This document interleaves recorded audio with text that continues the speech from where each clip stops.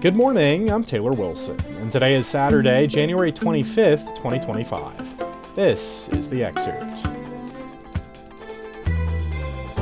Today, taking a closer look at how Trump aims to use the military on the border. Plus, Pete Hegseth has been confirmed as Secretary of Defense, and pandas make their public debut in Washington. Newark, New Jersey Mayor Ras Baraka said U.S. immigration agents rounded up undocumented migrants as well as American citizens in a raid Thursday, just days after President Donald Trump issued a slew of executive orders that aim to clamp down on illegal immigration. In a raid of a business establishment in Newark, immigration and customs enforcement agents failed to produce a warrant as they detained undocumented residents as well as citizens, according to the mayor. Meanwhile, one of the Pentagon's premier units has been ordered to prepare to be deployed to the southern border as part of Trump's increasing militarization of immigration. I spoke with USA Today White House and Pentagon reporter Davis Winke to learn more. Davis, thank you so much for hopping on the show today. Thanks for having me, Taylor. So let's just get to some of the basics here at the top. I mean, what is this combat unit and how will they be used as part of Trump's immigration push? So a little bit of background here, Taylor. The Trump administration in its early days has issued a flurry of orders and declarations that have made it possible for the military to potentially be more involved with immigration enforcement at the border. It's not unprecedented. It's not new necessarily. Trump, in fact, inherited a 2,500 soldier border mission from the Biden administration. But he's taking actions to expand it, to include earlier this week committing an additional 1,500 active duty troops to assist Customs and Border Protection there. What we learned about potential expanded deployments recently, however, is where things start to get interesting. The Army issued a series of what's called warning orders to specific units that we reported, myself and Tom Vandenbroek, and then also our colleague at the Washington Post, Dan Lamothe, had a good story on this as well, where the 10th Mountain Division headquarters was alerted about potentially deploying to the border.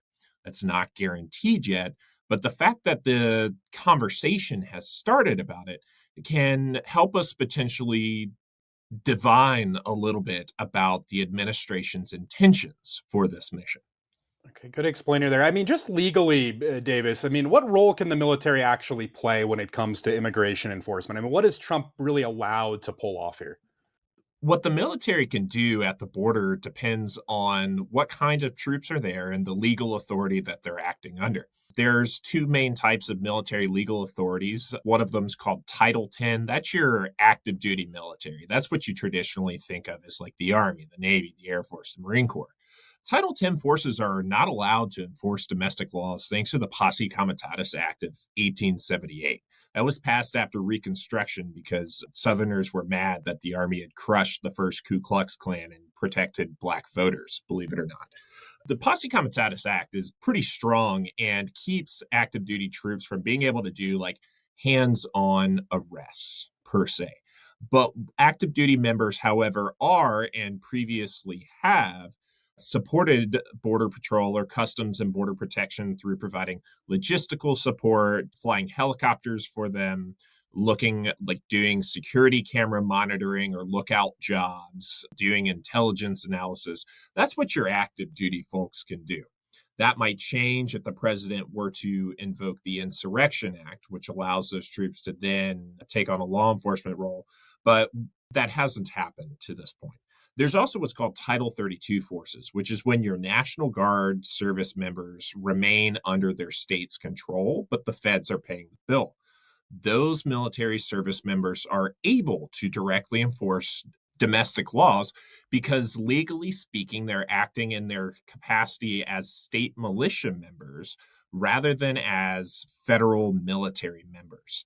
That is really a callback to the way that our Constitution was designed by giving these states militias that were initially intended to counterbalance the central power of a federal government.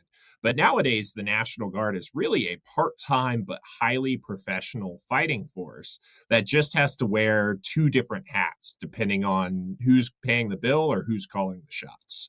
That's excellent insight there, Davis. Just in terms of where we go from here, I know we've seen this flurry of actions from Trump here in his first 5 days in office. What's the expectation for this coming week when it comes to immigration and deportations? And we know things are just quickly moving. Where do we go from here? Yeah, I think the important thing for our listeners to understand is that the Trump administration is very good at optics and messaging. They are going to do a lot of high profile enforcement actions, such as raids and such, most likely, and they're going to find ways to publicize them. For example, there was a raid in Boston earlier this week that a Fox News reporter, he did an exclusive ride along with ICE and had a lot of access to document what was happening there. But while the administration will want to give the impression that this is a massive escalation in enforcement, it's important for our listeners to keep in mind that the deportation machine was running even before Trump took office. It just may find a new gear as the Trump administration uses the emergency declarations and other authorities to try to expand the capacity to do it quicker. All right. Davis Winky covers the White House and Pentagon for USA Today with a great explainer for us here on the show. Thank you, Davis. Thanks again. For more on immigration and the border under the new Trump administration, be sure to tune in tomorrow morning to hear USA Today national reporter Lauren Viagran in conversation with my colleague Dana Taylor to dig into all of the other developments this week related to immigration and the border. A lot of fear among children who worry that when they get home from school, their mom or dad or both might not be there. You can find that episode right here beginning at 5 a.m. Eastern Time tomorrow. The Senate yesterday confirmed Pete Hegseth as Secretary of Defense. President Donald Trump's nominee fended off allegations of sexual assaults, public drinking and intoxication, and abusive treatment of women.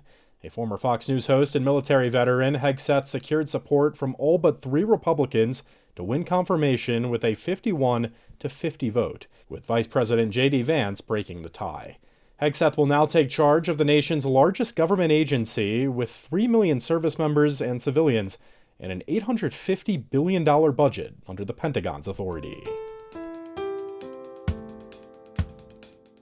On his first trip as president yesterday, Trump ratcheted up his criticism of the Federal Emergency Management Agency with a suggestion to possibly abolish the agency because of its response to Hurricane Helene in September. After a briefing in Fletcher, North Carolina, Trump said, quote, "I'll also be signing an executive order to begin the process of fundamentally reforming and overhauling FEMA, or maybe even getting rid of FEMA," unquote. Trump accused FEMA crews of being unfamiliar with areas when responding to disasters. FEMA also imposes rules and requirements on crews that are not as good as what local officials provide, Trump said. He added that the federal government should instead send funding to governors to manage their own response to disasters. President Trump announced yesterday that he had canceled the federal security detail for Dr. Anthony Fauci, the former head of the National Institute for Allergies and Infectious Disease. Trump said the security detail for the 84-year-old immunologist and former chief medical advisor to former President Joe Biden was removed Thursday because it cannot last a lifetime, and Fauci could hire his own protection, according to Trump. A doctor for the National Institutes of Health for more than half a century, Fauci led the federal health response to the COVID-19 pandemic, which led to harsh criticism from some Republicans about studies of the origin of the disease and the response to fight it during the first year. Fauci previously said he and his family had received threats throughout the pandemic, including death threats. It's obviously been a historic week for news as President Donald Trump returned to the White House following his inauguration on Monday. You've heard from so many of our great political reporters this week on the show as they covered the early days of Trump 2.0. So we wanted to peel back the curtain and talk with an editor to take a look at how some of these journalistic decisions were made. It's part of a new series we're bringing you every Saturday called Editor's Note. This week, I'm joined by managing editor for politics, legal affairs, and world news, Holly Rosenkrantz. Holly, thank you so much for joining me today on The Excerpt. You're welcome. I'm glad to be here. Yeah, well, big week, Holly. I mean, this first week of the new Trump administration is in the books, if you don't count Saturday, I guess. The reporters I've spoken with tell me it was a crazy busy one.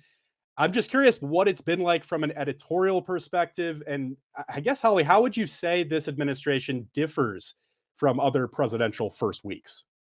It's been intense. There has been a fire hose of news on all topic areas, and it differs in that it feels like the administration is really coming in hot, trying to make their mark, make statements kind of with big ideas, big executive order, big policy changes. Just like we saw with Trump's nominations during the transition to his cabinet, they want to make a statement. They want to go big. So this is not a soft landing. They are trying to, let their supporters and all voters know that they intend to have this be a historic and monumental presidency. So I'd say the difference is the intensity, the level of intensity. And as you know, Trump is a president unlike others. So all these big changes are kind of outside the norms of what Washington and what politics in general are used to. Right. Well, I know you came into the week, Holly, I'm sure with a very kind of set plan and some set goals to accomplish. But as we know in this industry, curveballs can come. What were some of the specific challenges maybe you and your team faced this week? On day one, it was hard to game out when the news was going to happen and what it was going to look like. The new administration briefed reporters on Monday morning, even before the inauguration, about some of the big executive orders they were planning to unveil on day one. So we were able to prepare news alerts, pre-writes, stories. We knew it would come on day one, possibly day two, but we didn't know when. Trump is not a president who works, banker's hours.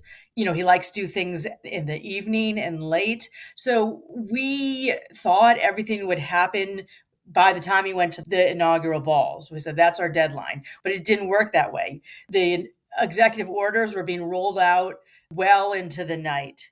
They also didn't come in kind of the order we anticipated. So there was a lot of kind of ripping up the stories, changing the top, changing the headlines. Well, as we know, President Trump called out the media as fake news often in his first term. That disparagement is continuing in his second term. This has really been a constant from him. At the same time, Holly, public trust in the news media is at an all time low. Are there particular things you and your team are doing to try to build back that public trust? USA Today is really proud of the fact that we are kind of viewed as the nation's newspaper. We are not viewed by the public as, leaning one way or another. And in our coverage, we work really hard to avoid tone, agenda.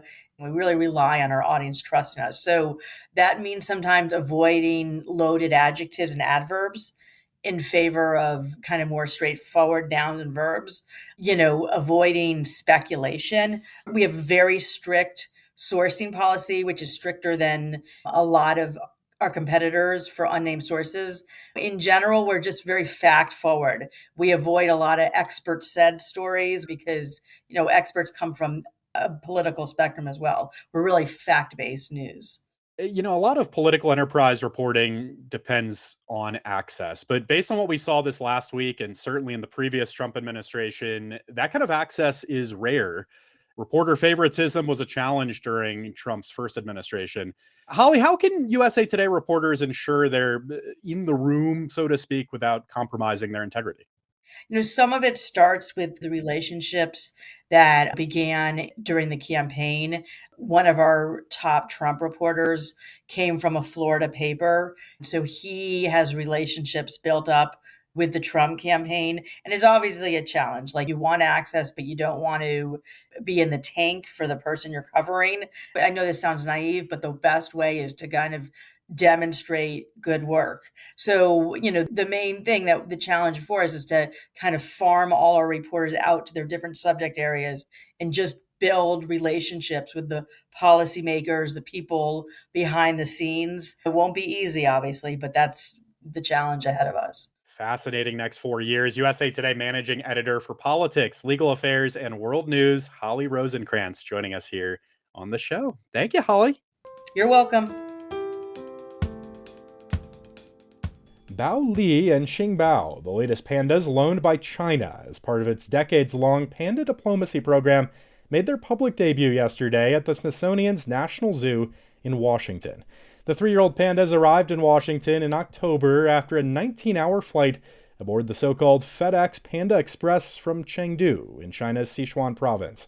They replaced 3 other pandas who returned to China when their lease expired in November of 2023. You can learn more about panda diplomacy with our special deep dive episode from last year. We have a link in today's show notes. And thanks for listening to The Excerpt. You can get the podcast wherever you get your audio, and if you're on a smart speaker, just ask for The Excerpt. I'm Taylor Wilson, and I'll be back Monday with more of The Excerpt from USA Today.